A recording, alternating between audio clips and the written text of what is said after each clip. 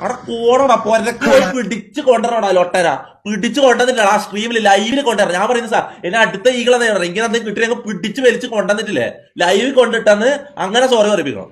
പബ്ലിക്കിന്റെ മുമ്പെന്ന് sorry പറയിപ്പിക്കണം. ഇതിനകത്ത് ഇവന്റെ last എന്താക്കിയത് ഇതിന്റെ കഥ ഒന്ന് തീർക്കട്ടെ കണ്ടു തീർക്കാൻ നോക്കി ഇത് എന്തായത് എന്നിട്ട് ഇവിടെ കീഴിലിരുന്നിട്ട് ബാക്കിയുള്ള ആൾക്കാരെ മറ്റേ ഇങ്ങനത്തെ വർത്താനം പറഞ്ഞാൽ ആരും ഒന്നും കണ്ടുപിടിക്കത്തില്ല. ഇവിടെ സാധാരണക്കാരുടെ ഒരാളാണ് ചിലപ്പോൾ കണ്ടുപിടിക്കത്തില്ലായിരിക്കും.